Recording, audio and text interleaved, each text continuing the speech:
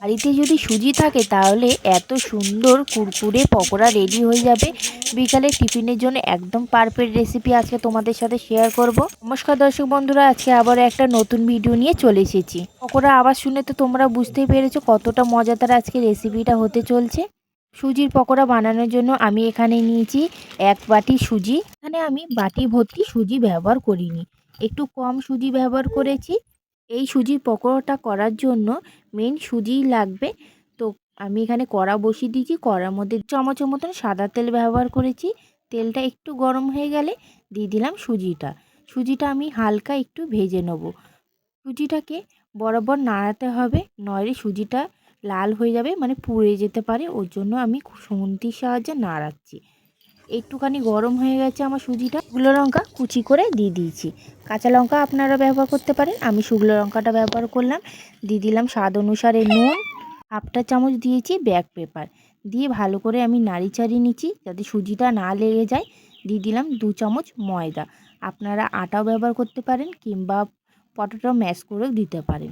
আমি ময়দাটাই ব্যবহার করলাম। দিয়ে দিলাম 1 চামচ কর্নফ্লাওয়ার, যাতে কুরকুরে হয় বেশি, ওর জন্য। যেহেতু আমি এখানে ময়দাটা ব্যবহার করেছি তার জন্য কিছুক্ষণ একটু নাড়িয়ে নেবো, মানে ময়দাটাও হালকা একটু ভেজে নেব। তারপরে আমি এই সময় দিয়ে দিলাম ধনে পাতা। ধনে পাতাটা দিলে খুব সুন্দর দেখতেও লাগে আর টেস্টটাও খুব সুন্দর আসে। এর মধ্যে আমি আর কোনো মশলা অ্যাড করব না, এইটুখানি দিলাম।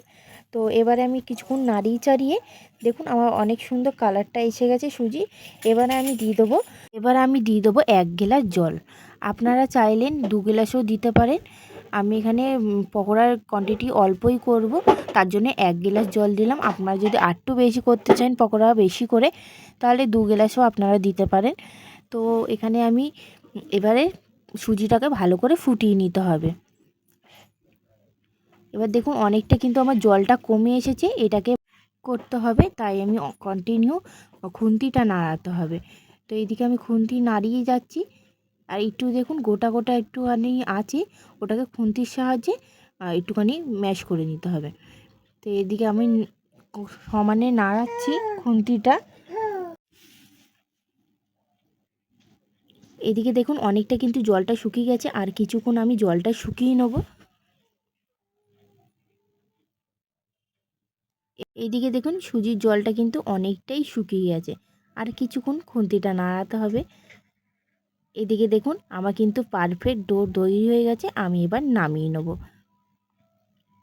নেব একটা প্লেটে, যাতে সুজিটা তাড়াতাড়ি ঠান্ডা হয়ে যায়।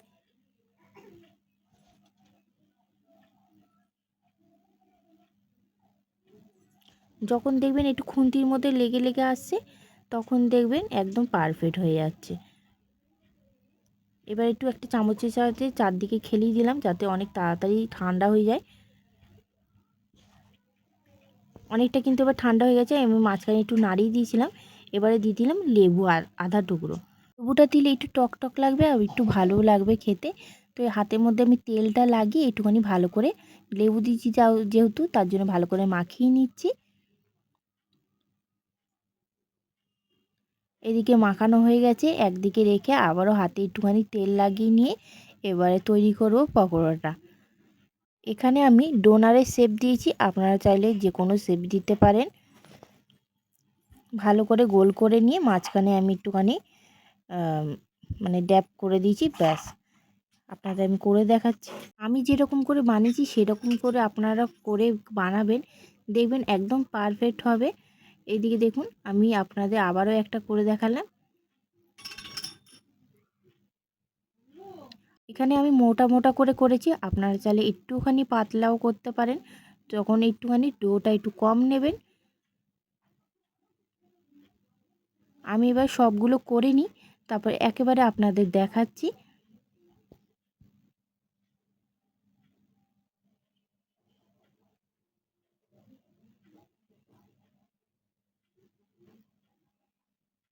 এদিকে দেখুন আমার হয়ে গেছে, চলুন এবার পকোড়াটা ভাজা যাক। কড়াই দিয়ে দিলাম সাদা তেল, অল্প তেল দিয়েছি সাদা, যেহেতু সুজিতে তেল অনেকটাই টানে, ওর জন্য অল্প দিলাম। তেলটা গরম হয়ে গেলে এক এক করে পকোড়াগুলো দিয়ে দিতে হবে। সাবধানে দেবেন, নয়তো হাতের মধ্যে ছিটকে যাবে। নতুন বন্ধু পুরনো বন্ধু সবাইকে জানিয়ে আমার চ্যানেলে স্বাগতম আসার জন্য। আর আপনাদের একটু অনুরোধ করব যাতে আমার পাশে আপনারা থাকেন। আর বাড়িতে থাকা কিছু উপকরণ দিয়ে আমি ভিডিও বানাই। আপনাদের যদি ভালো লেগে থাকে অবশ্যই আমার চ্যানেলে একবার গিয়ে দেখতে পারেন। এদিকে গ্যাসের ফ্লেমটা মিডিয়াম টু লোতে রেখে পকোড়াগুলো ভেজে নিচ্ছি। এক সাইডটা হয়ে গেছে, আবারও ওই সাইডটা আমি উল্টিয়ে ভেজে নেব। পকোড়াগুলো হালকা হাতে উল্টে পাল্টে নিতে হবে। পুরো ভিডিওটা আপনাদের দেখার জন্য অনুরোধ করছি। আপনাদের যদি আমার ভিডিও ভালো লেগে থাকে অবশ্যই চ্যানেলটাকে একটু সাবস্ক্রাইব করে রাখবেন, যাতে আরও তাড়াতাড়ি আপনাদের কাছে পৌঁছাতে পারে আমার ভিডিও। এদিকে কথা বলতে বলতে পকোড়াটা আমার রেডি হয়ে গেছে, আমি তুলে নিয়েছি। আরও কিছুটা তেল দিয়ে সব পকোড়াগুলো আমি এবার দিয়ে দিলাম। সেমভাবে এটাকেও আমাকে ভেজে নিতে হবে। এদিকে একদিকটা হয়ে গেছে, আমি আবারও উল্টে পাল্টে নিচ্ছি। পকোড়াগুলো রেডি হয়ে গেছে, আমি নামিয়ে নিচ্ছি এক এক করে। আওয়াজটা শুনে আপনারা বুঝতেই পারছেন কতটা কুরকুরে। এদিকে কি হয়ে গেছে নিরামিষ সুজির পকোড়া।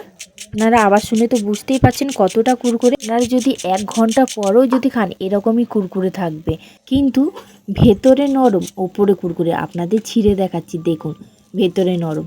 খেতে কিন্তু দারুণ হয়েছিল। আপনারা একবার অবশ্যই বাড়িতে এইভাবে বানিয়ে দেখবেন।